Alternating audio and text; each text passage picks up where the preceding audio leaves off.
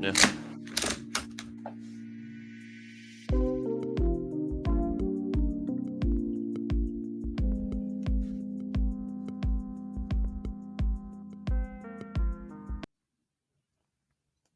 The MLB Gambling Podcast and the Sports Gambling Podcast Network is brought to you by Monarch Fantasies. Time the promo code MLB SGPN, score up to $1,000 bonus cash. We're also brought to you by Rhythm. Get your 7-day free trial today by going to sportsgambling.com, sportsgambling.com, RATHMM. And welcome, everybody, to the MLB Gambling Podcast here on the Sports Gambling Podcast Network. It is currently Friday, September 13th, roughly 5 p.m. Eastern Time, here to break down the Saturday games for the upcoming MLB slate. I'm your host of the episode, Scott Reichel, once again joined by Lonte Smith, and together we're going to break down 10 games from the 15-game slate on Saturday. I believe we're going to do the exact same 10 games that we ended up covering for the Friday card in yesterday's episode. But Lonte, how's it going with you? Not bad, man. Glad it's the weekend. Decent card this weekend with the baseball. So yeah, I'm looking forward to it, man. Yep, should be fun. Still waiting to see any of the action for Friday because none of the games started yet. We had no day games, so hopefully the games tonight are competitive. And more importantly, hopefully we end up sweeping our picks from the last episode. But either way, nothing else to really add. Time to just get into the actual card. So before we get into the actual card, though, I want to remind everyone once again that we do have a couple of great opportunities for all of you because of football season. The NFL and college football, of course, are in full swing. And make sure you're subscribing to the Sports Game Podcast and the College Football Experience because they are giving out free picks for every game ATS. So if you do want some thoughts on the upcoming Week 2 NFL card or even the Week 3 college football card, then check out those two shows and they'll have you covered for each of those games. Anyway, time to start off with the first game on the slate. You have the Red Sox taking on the Yankees. For this one, you have Bayo pitching against Cole. For this one, the Yankees are minus 185. The Red Sox are plus 155. For the over-under in this game, the line is set at about 8.5. Now, first glance, I think 8.5 sounds very high for a total with Cole because we know that Cole has been better recently. He has given up a total of 6 runs in his last, I think it's 5 starts combined, if I'm not mistaken. So he's been in pretty good form lately, and I do think he's in line to pitch well. Even though Devers does kind of own him, he has done a pretty good job in general recently of getting himself back into 2023 Cy Young form. As for Bayo, we know that he has been kind of average this season. 13-7 record, but he's a 4.7 ERA. But he has been kind of up and down lately, so you don't exactly know what you're going to get from him. But I do know that against the Yankees, in his career, he's been fine. This year, not so much. So far against the Yankees, he has made 2 outings. Not very good against the Yankees this season. He has gone 9 2/3 innings, 6.52 ERA. So I think I actually like the Yankees in the spot. Big extra innings win for them. Probably consider the Yankees' first 5 minus a half in this game. But even though Bayo has not been great against this team, he's been fine. The Yankees offensively have not been great lately. I think I still like the under. I think 8.5 feels high. I'll go with the under. Give me some type of 4-2 final. Yeah, I like the play that you were saying with the Yankees in the first 5. Cole 1 earned or fewer in 5 of his last 6. But he hasn't pitched well against the Red Sox, like historically. Even when he was with the Astros, I don't think he pitched that well. Now, he hasn't been getting bombed or anything, but just like to his standard, he hasn't pitched as well. If you look back, he was coming off his 4th start back. He allowed 4 runs on 7 hits. So he's kind of, I don't take too much from that. He was still on like a little bit of a pitch count. But lately he's been in good form. 42-12 K to walk ratio. Bayo, like you mentioned, has been fine. His hit rate's been fluctuating. He has had some walk issues, 3+ walks in 5 of his last 7. He did have 3 earned on 5 hits in his last start versus the Yankees. I think a lot of those hits should have been like extra base hits. Those were just kind of good. Well, usually we don't say good fielding with the Red Sox, but I think it was good fielding in that case. So I like the Yankees a lot this weekend. I like them. I liked them yesterday. I like them today. I like them. I like them today. I like them tomorrow as well. So yeah, give me Yankees first 5. I like the team total over as well. Yeah, I think at the end of the day, 8.5, I just thought was a little bit too rich for me because the Yankees and the Red Sox right now have not exactly been hitting, and we kind of saw that in the first game. Went to extras, pretty low scoring, and eventually saw the Yankees break through, but I don't trust either unit, so I think that 8.5 is a bit high currently, based on the current form of these teams. Moving on, though, to the next game, you have the Royals taking on the Pirates. For this one, you have a matchup between Waka and Keller. Both teams are about minus 110. For the over-under in this game, I have the line being set at about 8. So Keller, we know, has had kind of an up and down year, 11-9, 3.85 ERA. Great at home, though, 2.82 ERA. Recently, he's been getting slightly more back on track as he has given up less than 4 earned in 4 straight, but he has allowed a ton of hits. He's allowed 25 hits in his last 3 starts combined, and the Pirates are 0-3 in his last 3 starts. In fact, they lost all 3 of them by at least 2 runs. So recently, not exactly in the best of forms. In fact, if you actually want to date back to the last couple of months, each of the last 5 games, sorry, each of the last 6 games that Keller has ended up losing, or I should say the Pirates have lost with him pitching, they have not covered the run line. So if you want to actually go for a run line play, if you think Kansas City wins, that might be worth something. I think I got to go with Kansas City here. Kind of similar to the cap that we had for the Friday games. The price just feels off to me. I know Pittsburgh's playing better baseball lately, but Keller has been giving up a lot of contact, and I do think that Wacha's been in pretty solid form lately. I think Kansas City's obviously in better form in terms of overall talent because they're currently in a playoff spot and the Pirates are not. But I think for the sake of this matchup, minus 110 feels off to me because Keller, despite pitching decently lately, still has a bunch of guys on base. And you're looking at Wacha, he's allowed less than 3 runs in, I got to date back, actually, because he's only allowed more than 5 runs once in the last month and a half. So, Wacha's last 2 starts, he's given up a total of 2 runs. He has given up less than 3 runs in 7 of his last 8 starts. So, give me Wacha in this one at minus 110. Based on Keller's tendency to give up contact recently, I don't want to take him at minus 110. Give me Kansas City. Yeah, love Kansas City in spot. I'll take him on the run line, getting all 9 at bats. Walker's been really good. His changeup has been like elite over the last few starts. 12 of his 16 whiffs were on changeups. This was in his last start. Like you mentioned, his numbers 2 or less in 7 of his last 8. Keller's contact rate has been sky high. If you want to date back to his last 10 decisions, he's 1-9 in that span. He's got a 7.48 ERA in the last 5 games. I think Kansas City will be able to mash here. They haven't been playing well, so I think they can kind of get back on track here. A little bit of an inflated number with Pittsburgh. I think they won 7 of their last 10 or 8 of the last 11 or something like that. So I think we're getting Kansas City in a good spot here. Yep, I agree. Moving on to the next game, you have the Mets taking on the Phillies, skipping around a bit. For this one, you have Severino against Allard. So for this one, the Mets are minus 115, Phillies are minus 105, and the over-under is around 8.5 or 9. Now, we know both offenses have been solid this season. The Mets offense has been kind of struggling lately. Allard, though, we know is not great, but he has been better lately. He has given up less than 3 earned in 3 straight appearances, so hopefully ends up pitching well. Has not made an actual MLB appearance, though, in a couple weeks. We'll see how he looks in this one. As for Severino, he's been a pleasant surprise for that rotation, 10-6, 3.74 ERA. Not good on the road, though. Does have a 4.82 ERA on the road. Good lately, though, in general. He has allowed less than 2 runs in 4 of his last 5 starts. So he has been in pretty good form, but his road numbers are a lot worse than at home. Looking at his numbers against the Phillies this season, trying to see if he actually faced off against the Phillies, he did not. So I really don't have much to go with for head-to-head history for Severino. But I think for the sake of this matchup, I feel like I'm going to lean to the Phillies here. Allard's been fine. I don't think that he's a bad option. Now, the Phillies are a bit banged up. I know that Bohm's on the IL. They're kind of using some, I'd say, last-second call-ups to try to salvage a lineup. But the Mets, I do think, are a bit mispriced here. I don't think they should be favored, at least based on the overall talent these teams have. So even with Bohm being out, I do think that the Phillies are the better team, and that's kind of course, suggested by the actual records these teams have. So I think I'm going to go with the Phillies here. The price just feels a bit cheap to me. Yeah, I was going to lean with the Mets. I was hoping to get him as a dog, but you mentioned it with the price. I think you hit it on the head. I can't lay this number, especially with Severino's road history, 4+ runs in 4 of his last 6 on the road, although he's been good lately. Yeah, and you brought up those numbers. Allard has a high hit rate, so I'm kind of worried about that. He's allowed 5 home runs in his 4 starts. So I'm going to go to the over. I think both offenses will be able to get to the opposing pitcher. So I think we can go over this number.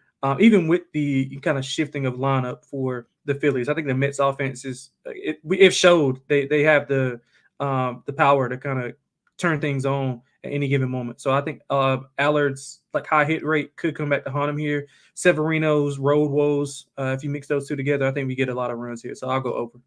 Yeah, I did find even money on the Phillies money line. So I do think that if you want to take a coin flip, I don't mind the Phillies in that coin flip.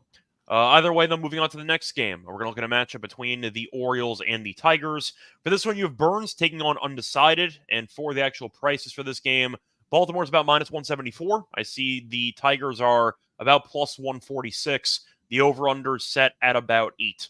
Now, Detroit's been in good form, did lose the finale to Colorado, but we know the Orioles have been a bit underwhelming lately, as they have lost 4 of their last 5. The Yankees are currently 2 games up on them in the division. Now, Burns, we know this season has been good for the most part, but recently, not so much. So I do have some question marks about Burns in general. Looking at Burns' last couple of starts, once again, not exactly in the best of forms. So Burns, to go through it, he was good his last couple outings, at least his last 2, but the Orioles have not been good in his last couple starts. In fact, Baltimore's lost 4 of his last 5. So last 2 starts, 2.45 ERA. So he has kind of pieced it back together.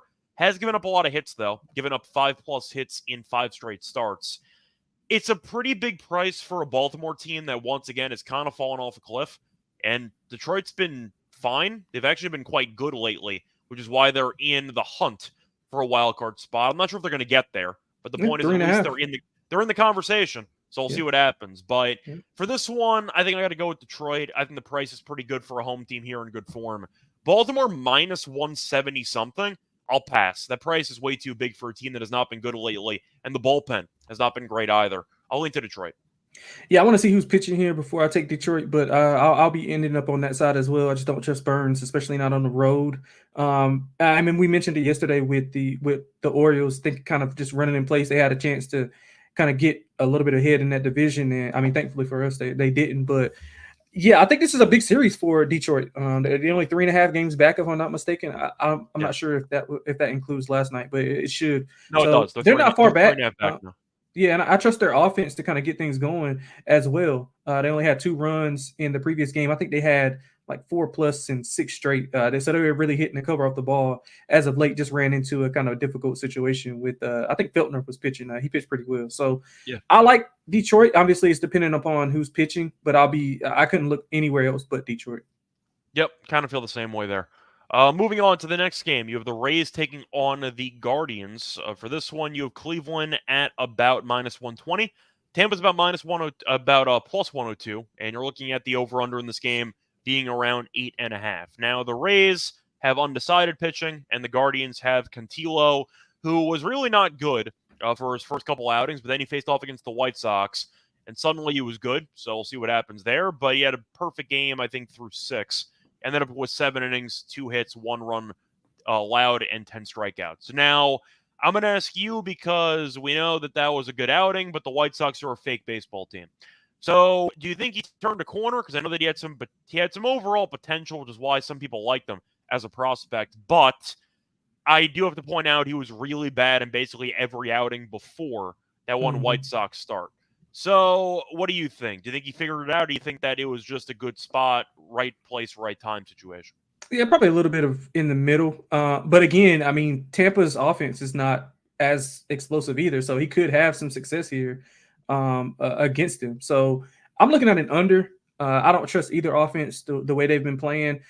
Pitching wise, I mean, I think they'll be fine. Unless Cleveland like turns back to what they were, 2.5 months ago.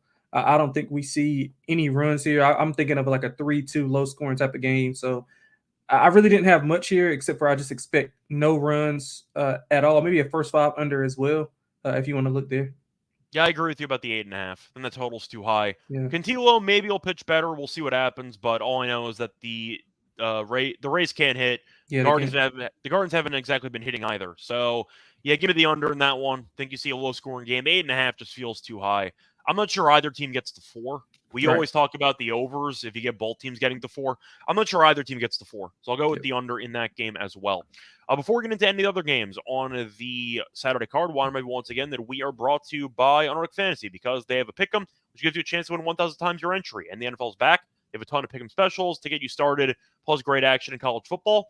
Their lobby is jam-packed with profit boosts and no sweat entries. A reminder, by the way, you can use specials and boosts on Airflex entries. For my entry tonight, think I'll actually go with Alyssa Thomas. We'll go with her higher 15.5 rebounds and assists. I think it's a good matchup for her, taking on the Mercury, who have not been great defensively all year, and it does seem like Connecticut's trying to come back against the Lynx for the 2 seed in the standings. We'll see what happens there, but AT's been great recently. Don't mind her higher there in that overall market. Reminder, though, you should sign up with the promo code MLB SGPN to claim your special code and first time deposit offer up to $1 bonus catch on fantasy promo code MLB SGPN. Welcome back, everyone, to the MLB Gambling Podcast. Just finished going through the first couple games for the Saturday card. Just finished talking about the Rays game. Time to keep it rolling. Got a matchup between the Reds and the Twins to get into. For this one, you have Martinez against Woods Richardson. The Twins are minus 160. The Reds are about plus 135. For the over-under, the line is set at about 8.5 for the total. Now, Minnesota, we know, has been slumping a bit lately, but they did look better the last couple games against the Angels. The Reds can hit. So nothing really changed from our breakdown on the Friday games because we had the same exact, at least discussion for these teams because they haven't played yet for the Friday slate. But Woods Richardson's been fine. Martinez's been good, though. The Reds still can hit. So I think I'm actually going to lean to the under in this game. The Twins had a couple good games offensively, but they have not been good offensively either for the last couple of weeks. The Reds, though, have been a lost cause, and Martinez has given up 1 run in his last 2 starts combined. He's been very, very good. A pleasant surprise there. Give me the under in this game. I see a bit of a low-scoring matchup. Yeah, I like the Reds here. I like Martinez. He's well on the road, 2 or less in 4 of his last 6 on the road. Woods Richardson has pitched 5 or fewer innings in 5 straight, so he's not going much length. Even in that span, he's got a 4.79 ERA, 2+ walks in 7 of his last 8.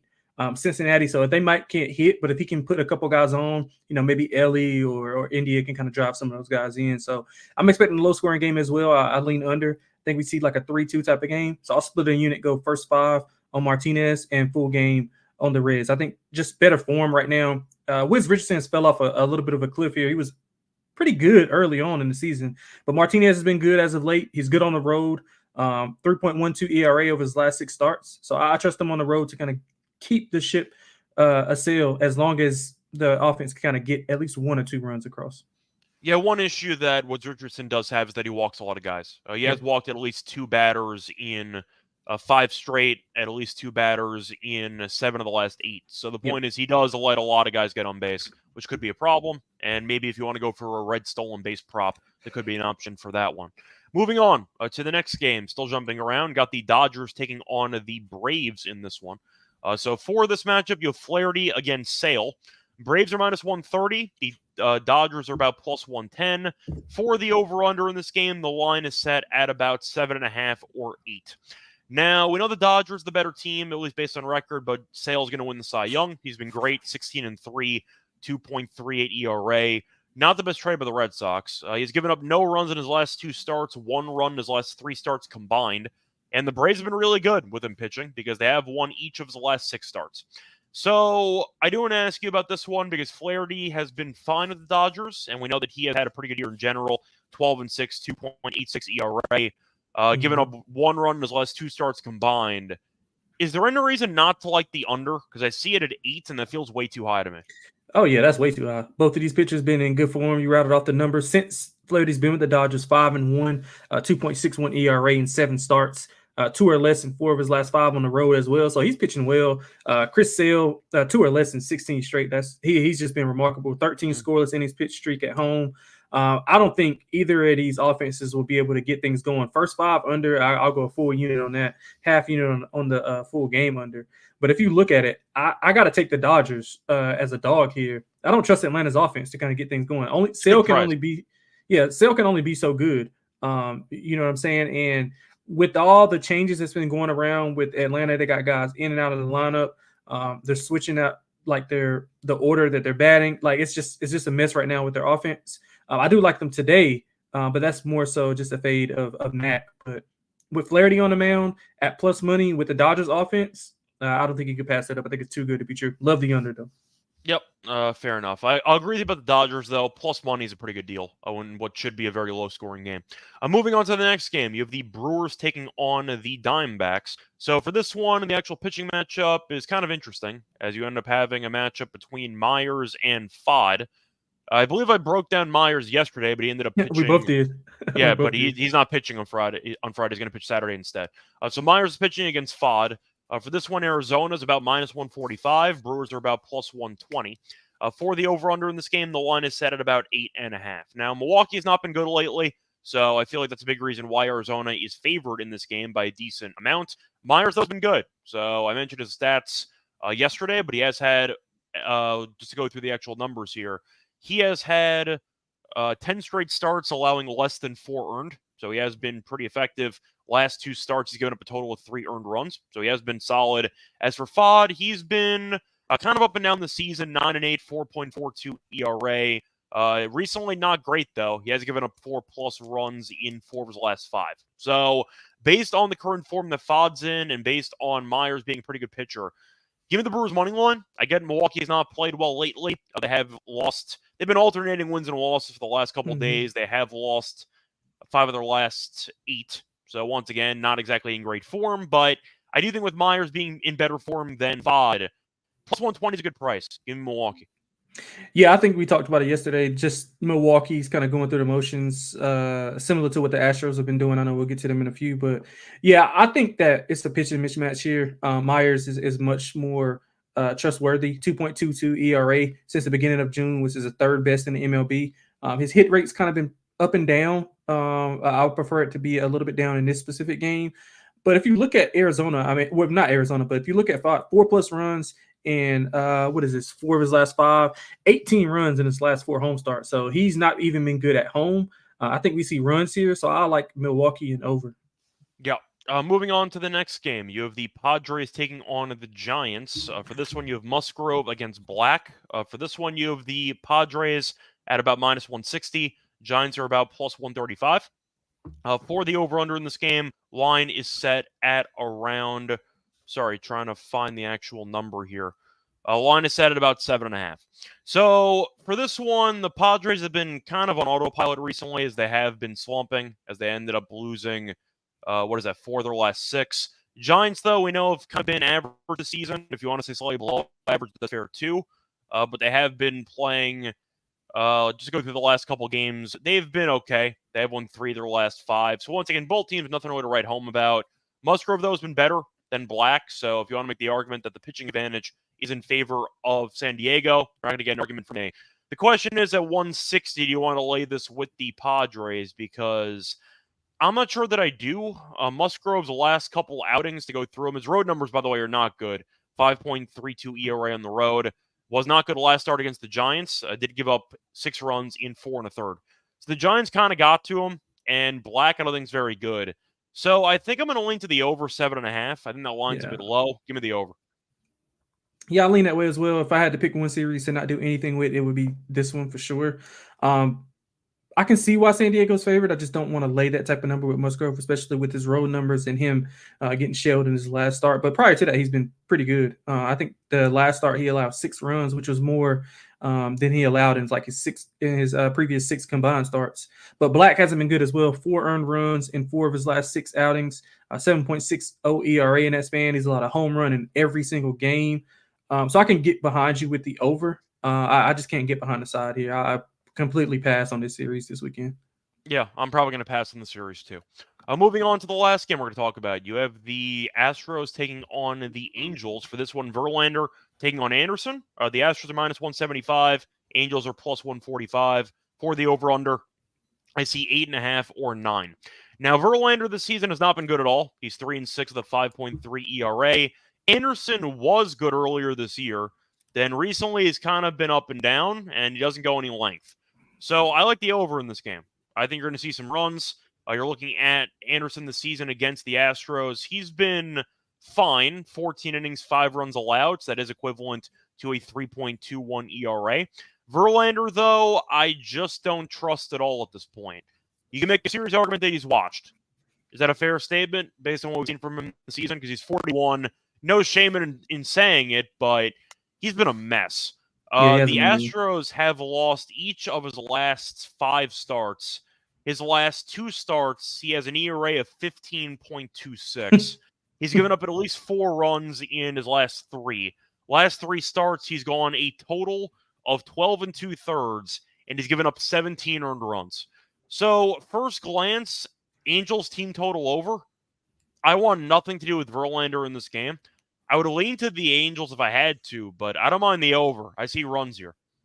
I love the Angels in this spot. I love the over as well. Verlander's, you just rattled off all the numbers that I had, except for 13 allowed in his last 3 road starts, 9.68 ERA in his last 4. I mean, untrustworthy. I think it's just a brand name bias thing with the Astros and Verlander. Anderson, he hasn't been good, especially not at home. 11 earned runs at home in his last 2 starts. His hit rate's been high. But the Astros, kind of like the Brewers, been going through the motions. I think the Angels can pick them off here. I like that first 5 team total over for the Angels as well. So give me the Angels, every way you can get them, first 5 and full game. I think those plus prices will get us home to a good weekend. Yeah, it's mostly just the price. I think 160, 170 and change is crazy for Verlander right now, who's been terrible for the last couple of months. That's going to wrap it up, though, for all the games we're going to talk about for the Saturday card. Now it's time for the lock and dog picks. But before we get to the actual picks, I want to remind you once again, they're brought to you by BetUS, new sponsor. And a reminder that they do have a lot of options available for you. You can bet anywhere. BetUS available in a ton of locations, including internationally. BetUS also has a big prop market in the prop menu section. They have same game parlays. They have also some of the best boosts in the business. They also have a brand new live betting experience. Easy to deposit crypto and get lightning fast payouts. And a reminder that if you use the link to sign up and get a 125% deposit bonus on your first 3 deposits, go to sportsgamblebox.com/betus, sportsgamblebox.com/betus for 125% deposit bonus on your first 3 deposits. Promo code SGPN so they know that we sent you. BetUS, America's favorite sportsbook. We're also brought to you by Rhythm. If you ever wanted to build your own betting model for football, now you can do so with Rhythm because they have options for both the NFL and for college. They also can let you build models for golf and WNBA, by the way, or the NBA as well. A reminder, though, that they give you a lot of great options. They can give you AI predictions on money line spread, totals, and props. Build your own model or copy one of the top performing models as well if you don't want to build it from scratch.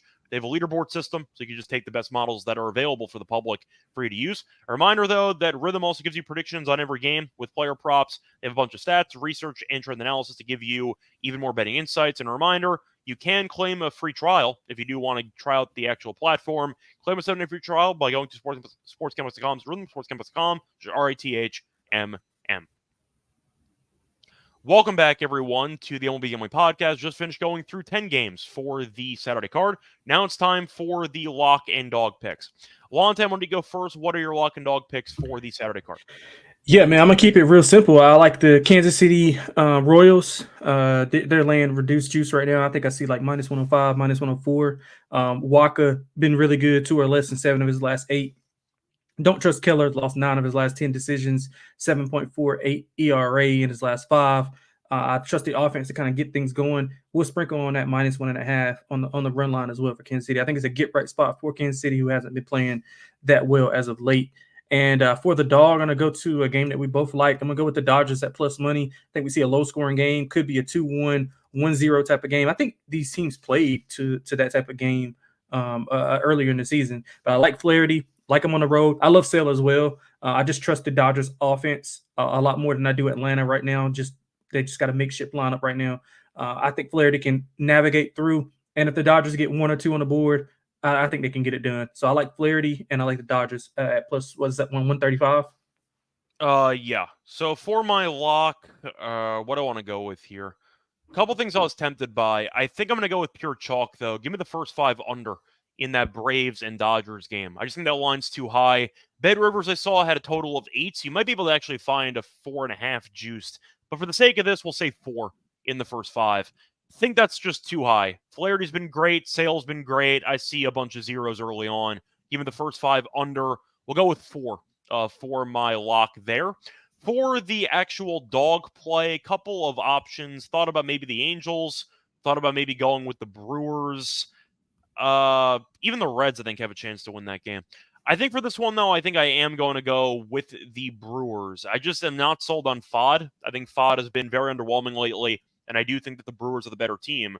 I think you're looking at a spot where I think Myers can go well here, but mostly based on Fod's recent showings, giving up at least 3 earned in 5 straight starts, at least 4 earned in 4 of the last 5. Not great at home either. I think that it's a good price for Milwaukee. I think Milwaukee can potentially get back on track in the series, but around plus 120 feels like a pretty good price to me, at least fading Fod here. So I'll go with that as my dog.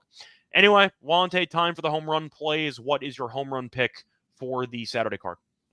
Yeah, so I'm gonna go with Jurickson Profar for the Padres. That was not the name I was expecting, but okay. Yeah. So, but he's had a hit in 6 straight games. He hasn't homered in I think like a few weeks. But Black has been, he's allowed a home run in every game he's faced. He's allowed 4+ runs, and 4 of his 6 outings he allows a lot of contact. I think Profar can kind of get to him in this spot and launch one tomorrow. I was debating between him and Cronenworth, so. Maybe if you want to, drop a quarter of a unit on each, but I like Profar a little bit more. All right. So for my home run play, just quickly looking at some of the head-to-head history. So nobody on the Yankees has really done anything against Bayo throughout his career in terms of power. So that option's not going to be there for me. I see Corbin's pitching. I think he's actually been better lately. So I don't know if I actually want to fade him in this one, but trying to think if there's anybody that I'm really tempted by to just completely fade entirely. I thought about Woods Richardson, but he's not exactly the biggest home runs allowed guy, so I think I'm going to stay away from him too. I mentioned Fod. Let me just see his home run numbers lately. It tends to give up at least 1 per game. Fod has given up at least 1 home run in, just pulling it up here. At least 1 home run in, 5 of his last 6. So I think that somebody on the Brewers could take him deep. Nobody in their careers has taken him deep, but I think I'm going to go with Adames in this one. Adames is 1 for 2 lifetime against him, but he has a double, so he does have an extra base hit against him. On the road this season, 12 home runs. Recently, he has been kind of slumping. Had a home run against the Rockies on the 7th, but I think he's in a decent spot to potentially do some damage against Fod. Fod does give up some contact, and Adames, we know, does swing for the fences all the time. Has been a lot better against righties than lefties in some reverse splits, So I think that he's in line for a decent showing here. Look at his numbers against the Diamondbacks this season. Has not faced them, so can't really go by that. But I think that Adames has some power, and Fod does give up at least a home run per game recently. So that'll be my pick for the home run portion of the episode. Anyway, that's going to wrap it up for this episode. A reminder, back once again on Sunday, so an episode on Saturday. You can find me on Twitter, at Reichel Radio. Find me on the WNBA show. Find me on the MLB show and the tennis show, NBA as well. As for Lonte, you can find him on Twitter, at XXLonteXX. Find him on the NBA show as well. Find him on the website. Bunch of articles that he has posted. And besides that, anything you want to add? That's it, man. I think we're going to go a little later on Sunday, right? I think Munaf said. So maybe go like 6-ish, 6:30-ish. Yeah, that sounds good to me. Probably going to wait for some of the later football games to kind of close, yeah. So we'll probably do it at like 6:30. Yeah, that's cool. So. Yeah, so just want to let everybody know that. But other than that, man, good luck to everybody this weekend. Bet responsibly. Man, hopefully we can crush it for the past 2 days. Yep. Also a reminder, by the way, if you are trying to continue the flex and fade, he does pitch on Saturday. So if you want to try to back the trend here, involves backing Oakland at a very, very expensive price. But once again, the White Sox have lost 20+ straight games with flex and pitching. So if you want that option, that is also available to you. Actually, I take it back. I didn't realize he actually won last time. Yeah, he did. He won his last time. Yeah, beat the Red Sox. That's a shame. So the streak is officially over. Good for flexing. And now you have a separate streak with, what the hell is his name? Martin. I think Martin's another guy. I want to quickly pull up Davis Martin's numbers. Because before we officially wrap it up, the point is once one trend ends, another one begins. But Flex and Official did get a win. As for Martin, though, he has made multiple appearances this season, 9 appearances, and the White Sox are 0-9. So that's your new fate if you want to go to that. But point is good for Flexen. He won a game. Congratulations. Either way, though, until next time, good luck to all of you and all of your bets. Bye, everyone.